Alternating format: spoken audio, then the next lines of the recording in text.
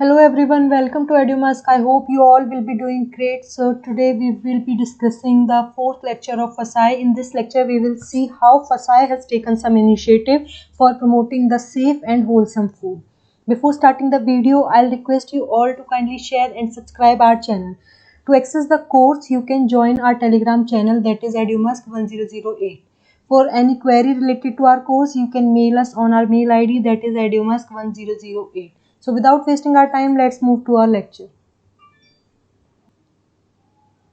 तो आप सबको पता है कि फसाई जो है वो एस्टेब्लिश हुआ था किस एक्ट के अंदर, food safety and standards act 2006। ठीक है, उसका काम क्या है, फसाई किस लिए एस्टेब्लिश किया गया था कि जो भी फूड ह्यूमन कंज्यूम कर रहा है उसकी सेफ्टी पे वॉच रखना, ये किसका काम है, फसाई का काम है। तो उस सेफ्टी स्टैंडर्ड्स को मेंटेन रखने के लिए या फिर उस फूड की सेफ्टी के लिए जो प्राइमरी रिस्पॉन्सिबिलिटी आती है, सबसे पहली रिस्पॉन्सिबिलिटी क्या आती है कि कंज्यूमर को सेफ और होलसम फूड मिले, कि उसको प्रॉपर न्यूट्रिएंट्स, विटामिन जो भी मिलने चाहिए वो प्रॉपर मिले और फूड जो हो वो बिल्कुल सेफ हो। तो उस चीज़ को एक तरह से इनेक्ट रखने के लिए, ठीक रखने के लिए फसाई ने बहुत सारे इनिशिएटिव्स लिए हैं। ठीक है, तो इसमें से कुछ इनिशिएटिव्स यहाँ पे मैंने मेंशन किए हैं जो कि आपके सिलेबस पॉइंट ऑफ व्यू से बहुत इंपॉर्टेंट है।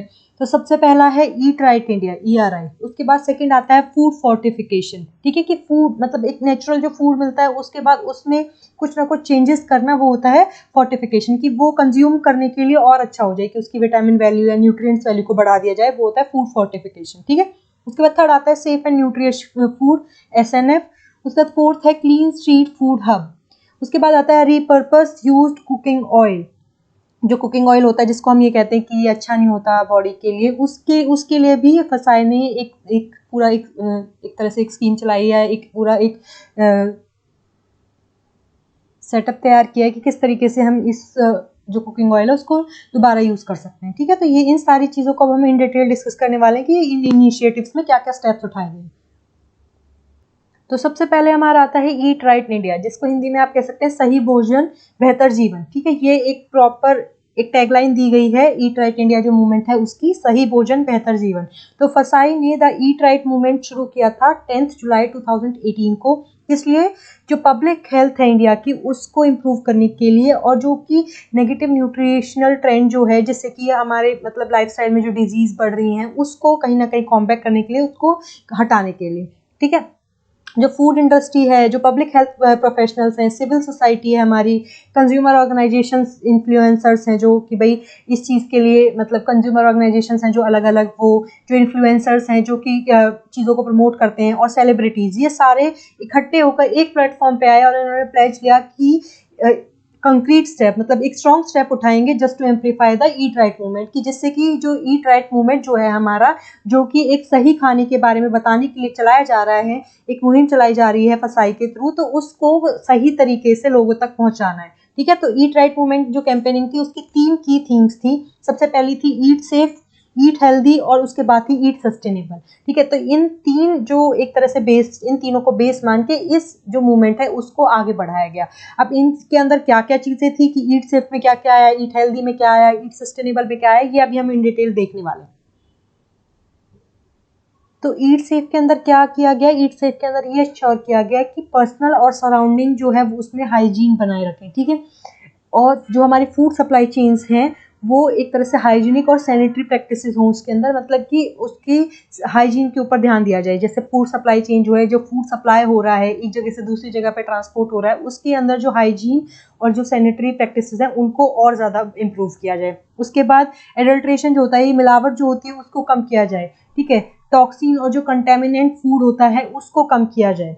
उसके बाद जो फूड हजार्ड्स हैं उनको कंट्रोल किया जाए, और जो फूड प्रोसेसिंग है या फिर मैन्युफैक्चरिंग प्रोसेसेस जो होती हैं उसके अंदर एक तरह से कंट्रोलिंग वे में जो टॉक्सिन्स एंड कंटेमिनेंट्स हैं उनको कंट्रोल किया जाए। एक तरह से मेन ये था कि सेफ फूड जो है वो कंज्यूमर्स तक पहुंच पाए। तो ये सबसे पहली चीज़ क्या है, ईट सेफ। उसके बाद नेक्स्ट आता है ईट हेल्दी। ईट हेल्दी में क्या है कि जो डाइट डाइवर्सिटी है या बैलेंस डाइट है उनको प्रमोट करना है ना। आजकल बहुत ये चीज़ की जाती है कि भाई हेल्दी खाएं, ये चीज़ में इतने प्रोटीन्स होते हैं, ये इसमें ये होता है। तो ये सारी चीज़ें जो है प्रमोट की जा रही हैं कि डाइट जो है डाइवर्स डाइट लेनी चाहिए, डिफरेंट टाइप ऑफ फूड जो है वो ग्रैब करनी चाहिए, एक प्रॉपर बैलेंस डाइट होनी चाहिए कि प्रॉपर हमें इतना इतना प्रोटीन लेना है, इतना आयोडीन लेना है, हर चीज़ का मतलब एक प्रॉपर क्वांटिटी जो है उसके लिए प्रॉपर एक तरीके से एक मुहिम चलाई जा रही है, उसको प्रमोट किया जा रहा है, लोगों को अवेयर किया जा रहा है कि किस तरीके की डाइट उन्हें फॉलो करनी चाहिए।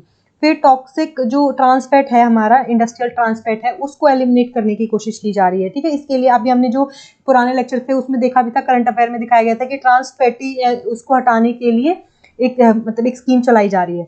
उसके बाद नेक्स्ट आता है कि जो सॉल्ट, शुगर, सैचुरेटेड फैट कौन से होते हैं, जैसे बटर हो गया हमारा, ठीक है, चीज़ हो गया, इनका जो कंजम्पशन है उसको रिड्यूस करना।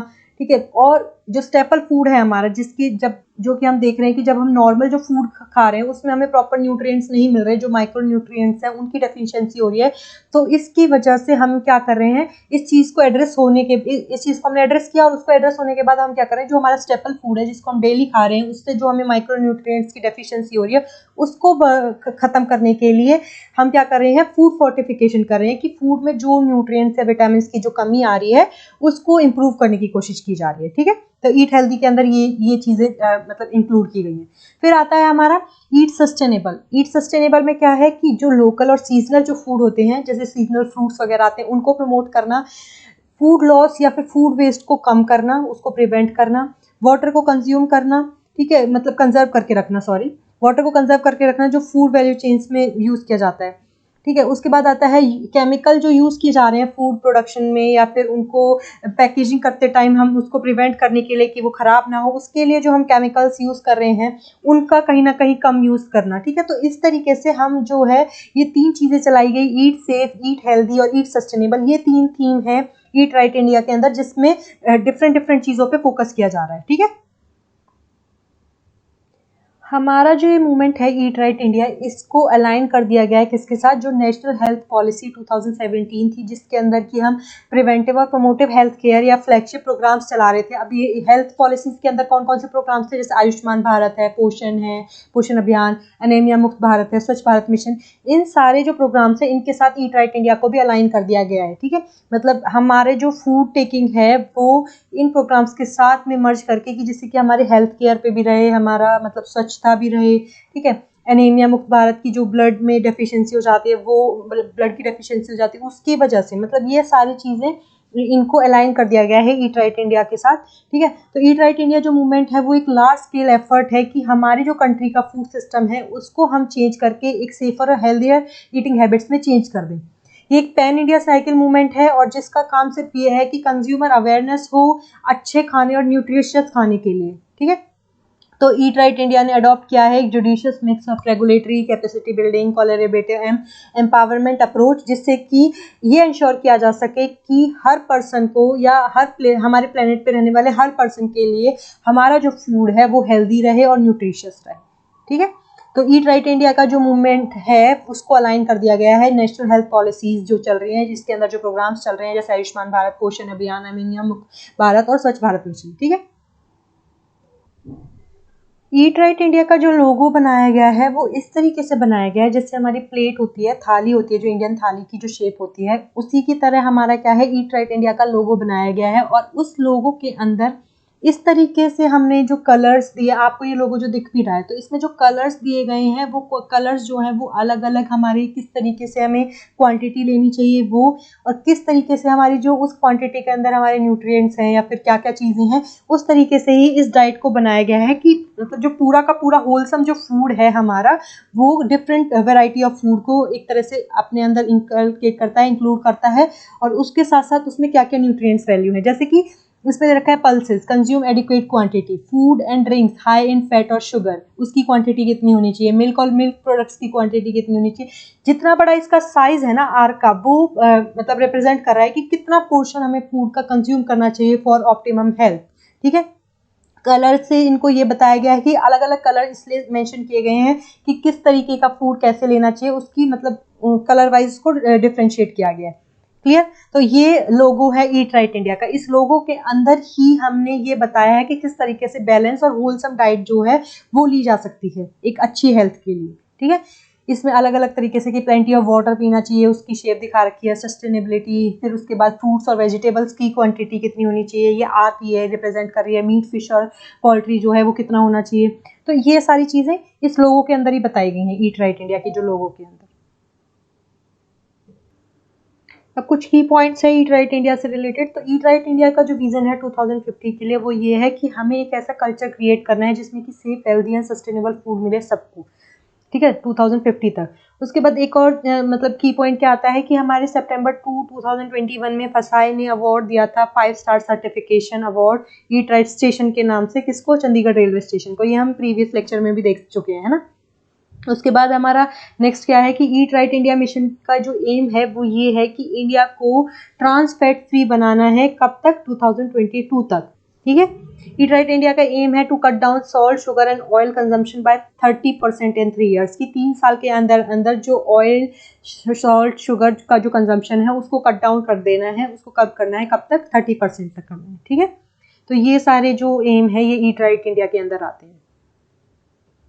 अब हम डिस्कस करेंगे फूड फोर्टिफिकेशन के बारे में। तो फोर्टिफिकेशन के बारे में मैंने आपको अभी बताया था कि क्या होता है कि हमारे जो फूड से जिससे कि हमें माइक्रो न्यूट्रिएंट्स नहीं मिल पा रहे, उनकी डिफिशियंसी हो रही है एक स्टेपल फूड खाने की वजह से, तो क्या किया जा रहा है कि फूड फोर्टिफिकेशन किया जा रहा है, विटामिन या मिनरल्स को ऐड किया जा रहा है।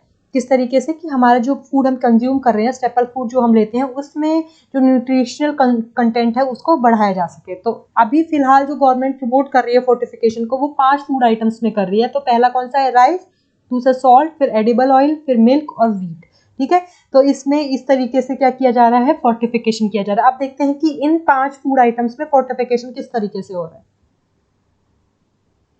तो सबसे पहले आता है राइस। तो राइस का क्या है, जो department of food and public distribution है वो एक जो fortification of rice and it's distribution के लिए एक चीज चला रहा है, एक स्कीम चला रहा है, that is centrally sponsored pilot scheme, जो कि फोर्टिफिकेशन ऑफ राइस और इसके डिस्ट्रीब्यूशन को मतलब टैकल कर रहा है। क्या है स्कीम का नाम, क्या है, centrally sponsored pilot scheme on fortification of rice and it's distribution through public distribution system, ठीक है। तो एक ये स्कीम चलाई जा रही है किसके through, department of food and public distribution के थ्रू। इस स्कीम के अंदर क्या है हमारा कि जो स्कीम है वो 2019 और 20 में शुरू की गई थी for a 3 year pilot run, मतलब 3 साल के लिए। स्कीम विल रन टिल 2023 तक चलेगी, जिसके अंदर जो बेनिफिशरीज हैं उनको राइस सप्लाई किए जा रहे हैं, किस रेट पे, 1 रुपये पर केजी, मतलब 1 रुपी पर केजी के रेट पे बेनिफिशरीज को राइस सप्लाई किए जा रहे हैं। कौन से rice, fortified rice. Fortified rice में हम क्या करते हैं, विटामिन, फॉलिक एसिड, ये सारी चीज़ों को ऐड कर रहे हैं, ठीक है। आयरन है हो गया हमारा, विटामिन B12 हो गया, फॉलिक एसिड हो गया, ये सारी चीज़ें हम क्या कर रहे हैं, ऐड ऑन कर रहे हैं राइस के अंदर। और इस फोर्टिफाइड राइस को हम बेनिफिशरीज तक पहुंचा रहे हैं 1 रुपीज़ पर केजी के हिसाब से। और ये कर कौन रहा है राइस फोर्टिफिकेशन के लिए, नोडल एजेंसी जो है वो कौन सी है हमारी, ministry of consumer affair, food and public distribution. ये जो है ये हमारा क्या कर रहा है, ये इसके लिए नोडल एजेंसी है जो कि राइस की फोर्टिफिकेशन कर रहा है, क्लियर। उसके बाद आता है सॉल्ट। सॉल्ट की फोर्टिफिकेशन जो है हमारी, इसके अंदर क्या है कि जो डेफिशिएंसी ऑफ आयरन या फिर आयोडीन है उसको देखते हुए हम क्या कर रहे हैं, सॉल्ट फोर्टिफिकेशन कर रहे हैं, ठीक है। तो हमारा सॉल्ट जो है वो किस तरीके से है, डबल फोर्टिफाइड सॉल्ट के में कन्वर्ट कर दिया जाता है। जो हमारा नॉर्मल टेबल सॉल्ट जो होता है उसको मतलब फोर्टिफाई करके डबल फोर्टिफाइड सॉल्ट में कन्वर्ट किया जाता है, जिसके अंदर की आयरन और आयोडीन जो है उसको ऐड कर दिया जाता है। जब कोई पर्सन या कोई कंज्यूमर उसको रेगुलर बेसिस पे जो कुकिंग हो रही है उसमें कंज्यूम करता है, तो जो हमारी डेफिशिएंसी आती है ना, आयरन डेफिशिएंसी जिससे अनीमिया होता है, उसको कहीं तक ओवरकम किया जा सकता है। और जो आयोडीन की डेफिशिएंसी की डिसऑर्डर्स होते हैं उनको बहुत हद तक रिकवर किया जा सकता है, ठीक है। तो फोर्टिफिकेशन ऑफ सॉल्ट में क्या कर रहे हैं, हम ऐड कर रहे हैं आयरन और आयोडीन। थर्ड आता है हमारा एडिबल ऑयल। तो एडिबल ऑयल जो है वो हर कोई कंज्यूम करता है, सारी ही पॉपुलेशन जो है वो कंज्यूम करती है एडिबल ऑयल्स को। तो विटामिन ए और डी जो कि फैट सॉल्युबल विटामिन होते हैं, अगर उनको हम एडिबल ऑयल्स के अंदर फोर्टिफाइड कर देंगे तो उससे क्या होगा, जो हमारी माइक्रो न्यूट्रिएंट्स की जो डेफिशिएंसी हो रही है कहीं तक, वो बहुत हद तक रिकवर हो सकती है। तो इसलिए विटामिन ए और डी को एक तरह से डाला जाता है, फोर्टिफाई किया जाता है किसके अंदर, हमारा एडिबल ऑयल्स के अंदर। और कितने परसेंट तक, मतलब जो एडिबल ऑयल है उसके अंदर 25 से 30% तक हमारा क्या है, विटामिन ए और डी का मिलना, मतलब रिकमेंडेड डाइटरी अलाउंस होता है हमारा विटामिन ए और डी का, कौन, एडिबल ऑयल। तो इसलिए जो फोर्टिफिकेशन ऑफ एडिबल ऑयल है वो कंपलसरी कर दिया है फसाई ने अक्रॉस द कंट्री और अक्रॉस द इंडिया कब 2018 में, कि फोर्टिफिकेशन होगा एडिबल ऑयल का। उसमें क्या फोर्टिफाइड किया जा रहा है, उसमें क्या एड ऑन किया जा रहा है, विटामिन ए और डी किया जा रहा है, ठीक है। वो विटामिन ए और डी को ऐड करके उसको एडिबल ऑयल को फोर्टिफाई कर रहे हैं, जो कि हमारे लिए जो हमारी जो माइक्रो न्यूट्रिएंट्स हैं जो हमें नहीं मिल पाते हैं, जो विटामिन ए और डी की कमी हो जाती है, जो कि और जो फैट सॉल्युबल विटामिन है विटामिन ए और डी, उनको अगर हम कंज्यूम कर रहे हैं, उनको एक मतलब अच्छी क्वांटिटी में कंज्यूम करेंगे तो जितनी भी डेफिशिएंसी है हमारी वो कम हो सकती है। और हमारा जो एडिबल ऑयल है जो कि फोर्टिफाइड हो जाता है वो 25 से 30% तक हमारे जो विटामिन ए और डी का जो डाइटरी अलाउंस है वो हमें प्रोवाइड करता है, ठीक है। उसके बाद नेक्स्ट हमारा क्या आता है, मिल्क। जो फोर्टिफाइड मिल्क होता है हमारा वो काऊ का मिल्क होता है, जिसके अंदर एक्स्ट्रा विटामिन और मिनरल्स होते हैं जो कि नेचुरली नहीं पाए जाते मिल्क के अंदर सफिशिएंट क्वांटिटी में। फोर्टिफाइड मिल्क के अंदर कौन कौन सी चीजें डाली जाती है, विटामिन ए पल्मिटेट और विटामिन D3 इनको ऐड कर दिया जाता है, जो कि मोस्ट एक्टिव और एब्जॉर्बेबल फॉर्म के होते हैं ये न्यूट्रिएंट्स। जो विटामिन ए पल्मिटेट है और विटामिन D3 है जो ये फोर्टिफाइड किए जाते हैं काउ मिल्क के अंदर, ठीक है। फोर्टिफिकेशन ऑफ मिल्क जो है वो 2017 में शुरू किया गया था, किसके through, national dairy development board of India के थ्रू। और ये कंपनीज को एक तरह से पुश कर रहा है कि आप विटामिन डी को ऐड कीजिए, मतलब जो हमारा नेचुरली जो मिल्क है उसके अंदर विटामिन डी को क्या किया जाए, ऐड किया जाए और मिल्क को फोर्टिफाइड किया जाए फॉर मतलब जिससे कि हमारे जो विटामिन ए पल्मिटेट और विटामिन D3 है जो वो ऐड हो सके, जिससे कि लोगों के अंदर जो कमी आ रही है, डेफिशिएंसी आ रही है, उसको रिकवर किया जा सके। उसके बाद है वीट फ्लोर का जो फोर्टिफिकेशन है वो उसके अंदर क्या किया गया है, आयरन, फॉलिक एसिड और विटामिन B12 को ऐड किया गया है, क्योंकि ये हेल्प करेगा किससे, अनीमिया से, और ब्लड फॉर्मेशन जो नहीं हो पाता है उसको मतलब उससे फाइट करने में। तो हमारा जो बीट फ्लोर फोर्टिफिकेशन है उसका मेन मोटिव यही है कि जो एनीमिया की डेफिशिएंसी, जो एनीमिया होता है मतलब ब्लड फॉर्मेशन की जो डेफिशिएंसी हो जाती है एक तरह से, उसको रिकवर करने में हेल्प करेगा। तो डिसीजन जो हुआ था हमारा बीट की फोर्टिफिकेशन का वो अनाउंस हुआ था 2018 में, और ये अब तक 12 स्टेट में क्या है इम्प्लीमेंट हो चुका है, किस फ्लैगशिप के अंदर, पोषण अभियान के अंदर, जो कि न्यूट्रिएंट्स को या न्यूट्रिशन जो वैल्यू है उसको इम्प्रूव करने के लिए चलाया गया है among children, adolescent, pregnant mothers और लैक्टेटिंग मदर्स, ठीक है। जो लैक्टेटिंग मदर्स होती हैं, जो ब्रेस्ट फीडिंग करती हैं, उनके, प्रेग्नेंट मदर्स के, एडोलसेंट्स और चिल्ड्रंस के अंदर जिनके अंदर हमारे अनीमिया की बहुत शिकायत मिलती है, उनके लिए एक पोषण अभियान चलाया गया। उसके अंदर क्या है, फोर्टिफिकेशन ऑफ वीट जो है उसको अनाउंस किया गया है 2018 में।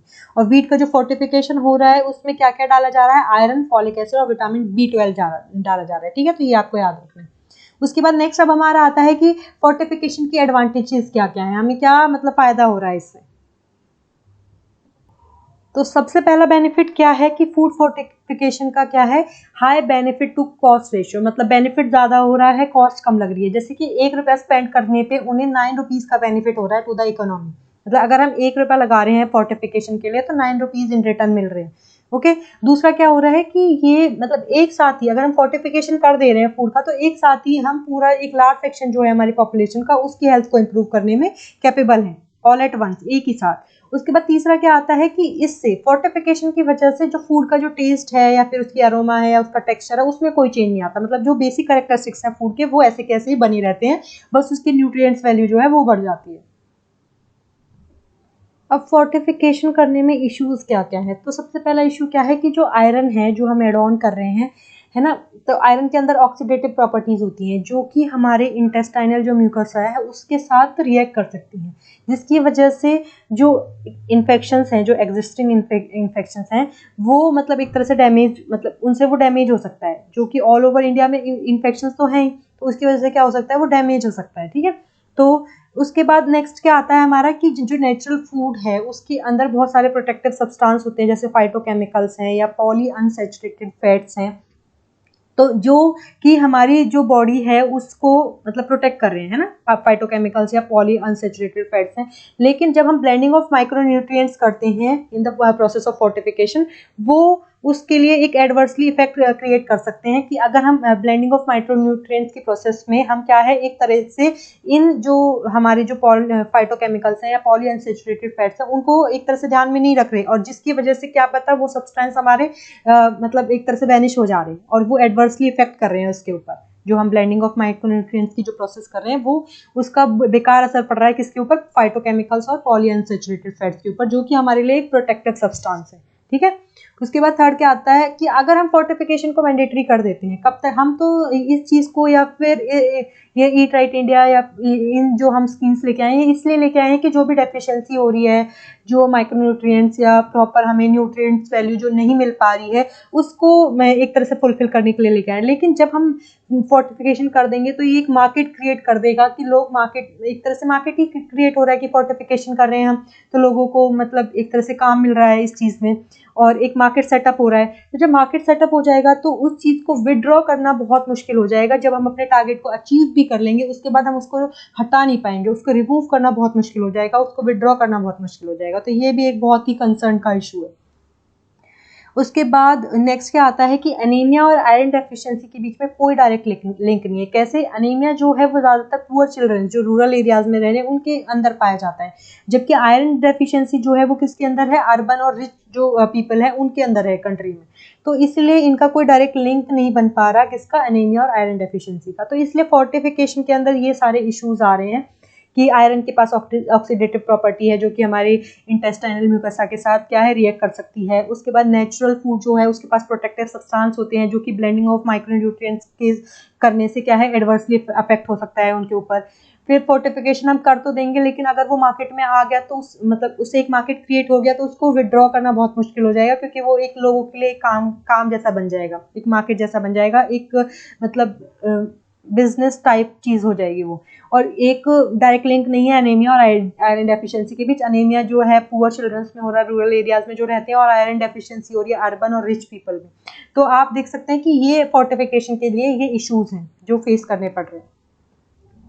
फूड फोर्टिफिकेशन के बाद अब हमारा आता है सेफ एंड न्यूट्रिशियस फूड। तो सेफ एंड न्यूट्रिशियस फूड एक नेशनल वाइड कैंपेनिंग है जो कि लोगों को हेल्प कर रही है सेफ खाने में, ठीक खाने में, मतलब कि सही तरीके से खाया जाए, मतलब क्या क्वांटिटी खानी चाहिए, क्या क्वालिटी खानी चाहिए। तो इस चीज़ में वो हेल्प कर रही है, लोगों को इस चीज़ के बारे में अवेयरनेस दे रही है कि हमें हेल्दी डाइट्स लेनी चाहिए, सेफ फूड मतलब एक तरह से खाना चाहिए। तो ये कैंपेनिंग जो है ये एक तरह से एक ऐसा इकोसिस्टम डेवलप करने की कोशिश कर रही है जिससे कि एक सेफ और न्यूट्रिशियस फूड मिल सके at work places, school, home, मतलब हर जगह पे। क्योंकि जैसे लोग बाहर काम करते हैं तो बाहर रहते हैं काम की वजह से, तो वहाँ पे उन्हें अच्छा खाना नहीं मिल पाता, तो उसके लिए तो ये एक इकोसिस्टम तैयार करने की कोशिश की गई है इस कैंपेनिंग के थ्रू, जिससे कि वर्क प्लेसेस पे, स्कूल्स पे, होम, यहाँ पे क्या है एक सेफ और न्यूट्रिशियस फूड मिल सके। तो इसके लिए मतलब इन लोगों को अच्छे से बताने के लिए, एजुकेट करने के लिए कुछ रिसोर्सेज लाए गए हैं। कौन कौन से हैं? ऑरेंज बुक है, येलो बुक है, पिंक बुक है और डार्ट है हमारा। ठीक है, DART is nothing but detect adulteration, मतलब जो मिलावट होती है उसको रैपिड टेस्ट के थ्रू डिटेक्ट किया जाता है। तो detect adulteration with rapid test, ये होता है हमारा डार्ट। तो अब हम इनको वन बाय वन डिस्कस कर लेते हैं। तो सबसे पहले देखते हैं ऑरेंज बुक। ऑरेंज बुक को हमारे को 3 पार्ट्स में ऑर्गेनाइज किया गया है। सबसे पहला आता है एडमिनिस्ट्रेशन। तो एडमिनिस्ट्रेशन क्या है कि इसके अंदर स्पेसिफिक मेजर्स लिए गए हैं कि जो वर्क प्लेस पे जो एडमिनिस्ट्रेशन है वो मतलब ऑर्डर्स ले सकता है किस तरीके से कि वो एक ऐसा सिस्टम बना सकता है कि जिसमें सेफ्टी और न्यूट्रिशन, सेफ और न्यूट्रिशनल फूड मिले हर किसी को एट द वर्क प्लेस। तो ये एडमिनिस्ट्रेशन का काम है कि वो कुछ स्पेसिफिक मेजर्स ले या कुछ ऐसे ऑर्डर्स वो करे ले कि जिससे कि उनका जो वर्क प्लेस है वहाँ पे एक अच्छा फूड, अच्छा हेल्दी और सेफ फूड मिल सके हर किसी को। दूसरा क्या है कैंटीन और कैफेटेरिया एस्टेब्लिशमेंट की, ये चीज़ भी एक तरह से स्पेसिफाई की जाए कि प्रॉपर गाइडलाइंस के साथ कैंटीन एस्टेब्लिश हो जहाँ पे कि हर किसी को फूड सर्व किया जा सके वर्क प्लेसेस पे।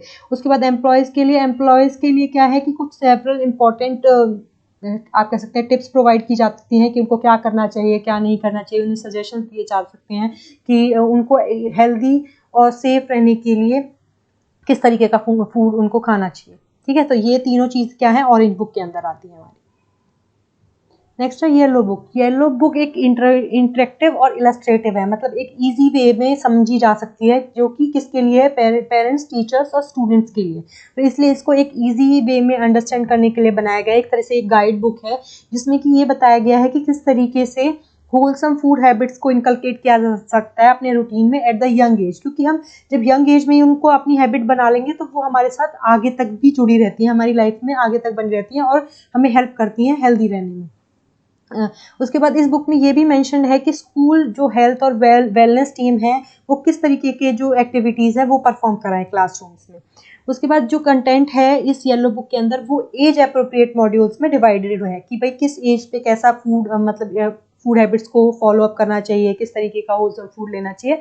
तो ये जो कंटेंट है ये डिवाइडेड है एज अप्रोप्रिएट मॉड्यूल्स में। थर्ड जो आती है वो आती है हमारी द पिंक बुक। तो जो ये पिंक बुक है ये स्पेशली डेवलप की गई है किसके लिए, जो इंडियन होम्स होते हैं उनकी किचन्स के लिए, कि जहाँ पे फूड प्रिपेयर किया जाता है वो कैसा होना चाहिए, सेफ, हाइजीनिक और न्यूट्रिशियस होना चाहिए। इस बुक को 9 सेक्शंस में डिवाइड किया गया है, जिसमें कि सबसे पहले कि किस तरीके से जो फूड है वो बाय करना चाहिए, उन्हें स्टोर कैसे करना चाहिए, कैसे प्रिपेयर करना चाहिए, कुक करना चाहिए, फूड को सर्व कैसे करना चाहिए, eating healthy food, managing left over food, packaging food, maintaining hygiene, sanitation in the kitchen और मैनेजिंग वेस्ट। तो मतलब इसमें ये 9 सेक्शंस बनाए गए हैं और इन 9 सेक्शंस में बताया गया है कि घर पे किस तरीके से फूड को मेंटेन करके रखने की जरूरत होती है, किस तरीके से खरीदा जाए, स्टोर किया जाए, बनाया कैसे जाए खाना, सर्व कैसे किया जाए। तो हर चीज इसमें मेंशन है। इसमें ये भी मेंशन है कि किस तरीके से हमें कौन कौन से मेथड्स और प्रैक्टिसेस फॉलो अप करनी चाहिए इंडियन किचन के अंदर। नेक्स्ट आता है अब हमारा डार्ट। डार्ट क्या है, detect adulteration with rapid test. तो टेस्ट से मतलब हम घर पे ही ये चेक कर सकते हैं कि कौन सी चीज़ प्योर है या अडल्ट्रेटेड है, कि किसमें मिलावट है, कौन सी चीज़ प्योर है। तो उसके लिए पिक्टोरियल रिप्रेजेंटेशंस दिए गए हैं और उसमें मोर देन 50 टेस्ट जो है वो कवर किए गए हैं, जिसके अंदर की हम जो हमारे घर पे जो सामान अवेलेबल है उसी से ही हम टेस्ट को मतलब एक तरह से परफॉर्म कर सकते हैं। जैसे कि हमारे जो आयोडीन है उसकी हेल्प से मिल्क और मिल्क प्रोडक्ट्स को टेस्ट कर लेना, oils and fat, sugar, confectionery, food grains and its products, spices, condiments. तो ये सारी चीज़ों को हम घर पे ही टेस्ट कर सकते हैं कि कौन सी चीज़ प्योर है, कौन सी चीज़ अडल्ट्रेटेड है। तो किसके थ्रू, डार्ट के through, that is detect adulteration with rapid test. अब आता है हमारा clean street food hub. Clean street food hub को हम एक तरह से हब और क्लस्टर कह सकते हैं 50 और उससे ज़्यादा वेंडर्स का या शॉप्स का या स्टॉल्स का जो कि स्ट्रीट फूड को सेल करते हैं। इसमें से 80% से ज़्यादा लोग क्या है रिप्रेजेंट करते हैं अपने लोकल या रीजनल क्यूजीन्स को, कि उनका जो लोकल जो फूड है उसको, और जो कि मतलब बेसिक हाइजीन और सैनिटरी रिक्वायरमेंट्स को मीट करते हैं। तो क्लीन स्ट्रीट फूड हब का मतलब आप मेन मोटो ये लगा लीजिए कि इसमें जो हमारा स्ट्रीट फूड है उसको प्रमोट करना है, और उसको किस तरीके से प्रमोट करना है कि सारी जो बेसिक स्टैंडर्ड्स हैं फसाई के अंदर की हाइजीन, सैनिटरी, न्यूट्रिएंट, सब चीज़ों को मतलब पे फोकस करके स्ट्रीट फूड को प्रमोट करना है एक तरह से। तो हर स्टेट का अपना एक फेमस स्ट्रीट फूड होता है जिसके अंदर की जो लोकल और रीजनल क्विजीन्स आती हैं जो कि फेमस होती हैं लोकल्स के बीच में और जो टूरिस्ट वहाँ पे आते हैं उनके बीच में भी। ठीक है, तो उसको जो एग्जिस्टिंग फूड है हमारा स्ट्रीट जो फूड है उसको अपग्रेड करने के लिए कंट्री में और उनको सेफ और हाइजीन प्रोवाइड करने के लिए तो फसाई ने किसकी हेल्प से, स्टेट गवर्नमेंट बॉडीज की हेल्प से एक बेंचमार्क फ्रेम किया है जिसमें कि इस चीज़ को चेक किया जाता है उस बेंचमार्क पे कि हाइजीन और सैनिटरी कंडीशंस कैसी हैं। ठीक है, स्ट्रीट फूड के लिए, क्योंकि जो स्ट्रीट फूड है वो सिर्फ डोमेस्टिक्स के लिए नहीं, इंटरनेशनली जो टूरिस्ट आते हैं उनके लिए भी एक तरह से फोकस बन जाता है, एक मतलब सेंटर ऑफ अट्रैक्शन होता है। तो क्या क्या रिक्वायरमेंट्स हैं, तो स्ट्रीट फूड जो वेंडर्स हैं उनको रजिस्टर्ड होना पड़ेगा फसाई के जो लाइसेंसिंग या फिर रजिस्ट्रेशन जो है फूड बिजनेसेस का उसके रेगुलेशन के अंदर 2011 के अंदर। ठीक है, फसाई रजिस्ट्रेशन नंबर या food safety display board should be display on the cart और कियोस्क। जो उनका कार्ट और या फिर कियोस्क जो होता है जहाँ पे भी वो स्ट्रीट फूड बनता है वहाँ पे उनका जो रजिस्ट्रेशन नंबर है वो डिस्प्ले होना चाहिए उनके बोर्ड पे। उसके बाद क्या क्या रिक्वायरमेंट्स होती हैं फूड सेफ्टी और हाइजीन रिक्वायरमेंट, सबसे पहला पर्सनल हाइजीन होना चाहिए। जो फूड हैंडलर्स हैं वो सब एकदम क्लीन होने चाहिए, उनके कपड़े एकदम वॉश्ड होने चाहिए, फिंगर नेल्स ट्रिम्ड होने चाहिए, ठीक है, नेल्स कटे होने चाहिए। वो मतलब अपने हाथों को अच्छे से सोप, डिटर्जेंट, पानी के साथ अच्छे से वॉश करके तभी काम को शुरू करना चाहिए। Every time after touching food और using toilet they should wash their hands properly. जो भी पर्सन कुकिंग या हैंडलिंग या सर्विंग कर रहा है उस वो ग्लव्स पहने हुए होने चाहिए, एप्रन्स पहने हुए होने चाहिए जहाँ पे भी ज़रूरी होता है। ठीक है, और मतलब जो अपने फेस को कवर रखना चाहिए जब वो काम कर रहा है। जो फूड हैंडलर्स होते हैं उनको लूज आइटम्स पहनने नहीं चाहिए, उनको लूज आइटम्स पहनने को अवॉइड करना चाहिए, क्योंकि वो उनका जो फूड जो भी वो बना रहे हैं उसमें वो गिर सकता है, उसको टच कर सकता है, ठीक है। अवॉइड टू टच और scratch their face, head and hair at the time of cooking. उसके बाद ईटिंग, चूइंग, स्मोकिंग, स्पिटिंग और नोज ब्लोइंग, ये सब प्रोहिबिटेड होना चाहिए जहाँ पे भी फूड बन रहा है। उसके बाद जो पर्सन कहीं इन्फेक्शियस डिजीज से सफ़र कर रहा है उसको परमिशन नहीं होनी चाहिए वहाँ पे काम करने की। उसके बाद नेक्स्ट आता है लोकेशन एंड फैसिलिटीज़। जो स्ट्रीट फूड है वो हमेशा क्लीन और वेंटिलेटेड जो प्लेसेस है वहाँ पे कुक होना चाहिए, पॉल्यूटेड एरियाज में नहीं होना चाहिए। They should be free accessible with adequate space between the stalls, मतलब वहाँ पे जो स्टॉल्स लगे हुए हैं उनके बीच में प्रॉपर स्पेस होना चाहिए। स्टॉल, कार्ट और kiosk should be covered to prevent contamination of food. Covered होना चाहिए, जो फूड कुक हो चुका है वो कंटेमिनेट ना हो इसलिए उसको कवर्ड करके रखना चाहिए। Waste bin should be covered and made of material which could be easily clean and disinfected. जो वेस्ट बिन्स होते हैं, डस्टबिन जो होते हैं वो अच्छे से कवर रहने चाहिए और इस तरीके के मटेरियल के बने होने चाहिए जो कि क्लीन और डिसइंफेक्टेड रहें। जो वर्किंग सरफेस होता है वो क्लीन और हाइजीनिक होना चाहिए। जो हम मतलब यूटेंसिल्स यूज़ करते हैं खाना बनाने के लिए वो एकदम क्लीन होने चाहिए। और दे मस्ट बी प्लेस्ड, जो भी वेंडिंग कार्ट्स होते हैं वो 60 to 70 centimetre above the ground placed होने चाहिए। Sanitation facilities with water should be provided for vendors, मतलब पानी के साथ जो सैनिटेशन फैसिलिटीज होती हैं कि वॉश मतलब हैंड वॉशिंग एंड ऑल, ये सब प्रोवाइड करनी चाहिए कस्टमर्स के लिए at a safe distance away from food handling. जहाँ पे भी फूड स्टॉल है उससे कहीं दूर मतलब हैंड वॉशिंग की जो फैसिलिटी है वो होनी चाहिए। नेक्स्ट है हमारा क्लीनिंग एंड सैनिटेशन। तो हमारा जो स्टॉल्स हैं या वर्क प्लेसेस जो हैं वो मतलब etiquette state of repair so as to contaminate the food via such physical hazard as chipping surface, loose nails और ब्रेकेज अमंग अदर्स। मतलब जो हमारे वर्क प्लेसेस और स्टॉल्स हैं उनको मतलब एक ऐसे स्टेट में रखना चाहिए जिससे कि भाई जो फूड है वो कंटेमिनेट ना हो सके। Wiping off utensils shall be done with clean cloths, मतलब क्लीन क्लॉथ्स के साथ उनको वाइप करना चाहिए। उसके बाद utensils shall be clean of debris, rinse and scrub with detergent and wash under running tap water after every operation. ठीक है, यूटेंशिल्स को अच्छे से क्लीन करना हो। वाटर सप्लाई एंड क्वालिटी, पानी जो हम यूज़ कर रहे हैं वो पोर्टेबल होना चाहिए, ड्रिंक के मतलब एबल टू ड्रिंक होना चाहिए। उसके बाद जो हम पानी भर के रख रहे हैं मतलब स्टोर करके रख रहे हैं उसको भी हमें चेक करना चाहिए टाइम टू टाइम कि भाई वो गंदा ना हो। उसके बाद पेस्ट कंट्रोल होना चाहिए, ठीक है, रेगुलरली की मतलब जहाँ पे भी खाना बन रहा है, जहाँ पे भी स्टॉल लगती है वहाँ पे पेस्ट कंट्रोल होना बहुत ज़रूरी है, ठीक है। उसके बाद leftover and waste disposal, each stall shall have provision for handling solids as well as liquid waste, मतलब अलग अलग से उन्हें रखना चाहिए। Garbage bin should be emptied, clean, sanitize daily, daily के डेली गार्बेज बिन जो है वो क्लीन होने चाहिए और वो ओवरफिल्ड नहीं होने चाहिए। अब आता है हमारा रीपर्पस यूज कुकिंग ऑयल। जो भी हम ऑयल यूज़ करते हैं कुकिंग में उसको किस तरीके से दोबारा यूज़ किया जा सकता है। तो FSSAI launch repurpose used cooking oil to enable collection and conversion of used cooking oil to biodiesel. तो हमारा मतलब फसाई ने क्या किया है कि एक रीपर्पस यूज कुकिंग ऑयल वो शुरू किया है, किससे कि वो जो भी हम कुकिंग ऑयल जो कि हम यूज़ कर चुके हैं उसको कलेक्ट करके और उसको कन्वर्ट किया जाता है किसमें, बायोडीजल में, जो कि फिर हमें हमारी जो ट्रांसपोर्टेशन है उसमें हमें हेल्प कर सकता है ना, fuel as a fuel use हो सकता है। तो इस इनिशिएटिव के अंदर repurpose used cooking oil initiative के अंदर हमारी 64 कंपनीज जो कि 101 लोकेशन पे हैं वो ये चीज़ आइडेंटिफाई करती हैं और क्या करती हैं, जो यूज कुकिंग ऑयल है उसको कलेक्ट करती हैं। इसके लिए जो मैकडी है वो उसने ऑलरेडी कन्वर्ट करना शुरू कर दिया है कुकिंग ऑयल को टू बायोडीजल फ्रॉम 100 आउटलेट्स, मतलब जो मैकडी के 100 आउटलेट्स है वहाँ पे ऑलरेडी जो कुकिंग ऑयल है उसको बायोडीजल की जो फॉर्म है उसमें कन्वर्ट किया जा रहा है। कहाँ पे, इन मुंबई एंड पुणे। फसाई want businesses using more than 100 litres of oil for frying. फसाई ने ये चीज़ कंफर्म करी है, इंश्योर करी है कि जो भी फूड बिजनेसेस के अंदर 100 लीटर से ज़्यादा ऑयल को यूज़ कर रहे हैं फ्राई करने के लिए उनको एक स्टॉक रजिस्टर मेंटेन करने की ज़रूरत है और वो इस चीज़ को इंश्योर करें कि जो भी वो कुकिंग ऑयल यूज़ कर रहे हैं उसको रजिस्टर्ड जो कलेक्टिंग एजेंसी है उसको हैंड ओवर करें, क्योंकि बार बार अगर हम उसी ऑयल को यूज़ करते हैं तो उससे प्रॉब्लम्स होती है, उससे डिजीजेज जनरेट होती है। तो 1 जुलाई 2018 से ये जो फूड बिजनेस ऑपरेटर्स हैं उनको मतलब ये ज़रूरी है, ये चेक करना ज़रूरी है कि वो किस तरीके का जो ऑयल है वो यूज़ कर रहे हैं फ्राई करने के लिए। उसकी क्वालिटी पे एक तरह से वॉच रखना बहुत ज़रूरी है, उसको मॉनिटर करना बहुत ज़रूरी है। टोटल पोलर कंपाउंड, तो टोटल पोलर कंपाउंड क्या है कि जब फ्राई करते हैं किसी भी फूड को, उसमें क्या है, जो ऑयल की जो प्रॉपर्टीज़ है वो बहुत चेंज होती हैं।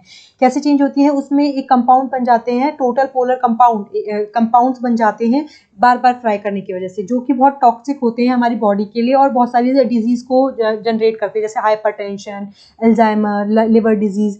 तो ये सारी जो डिजीज़ है हमारी, ये इससे जनरेट होती है बार बार, जो हम ये फ्राइंग जो होता है, ऑयल फ्राइंग होता है, उससे टॉक्सिक जो कंपाउंड बनते हैं और वो इस डिजीज़ से एसोसिएटेड होते हैं। तो इसलिए ये बहुत ज़रूरी है कि जो वेजिटेबल ऑयल की जो क्वालिटी है उसको हम प्रॉपर चेक करें, उस पर प्रॉपर वॉच रखें जब हम फ्राई करते हैं।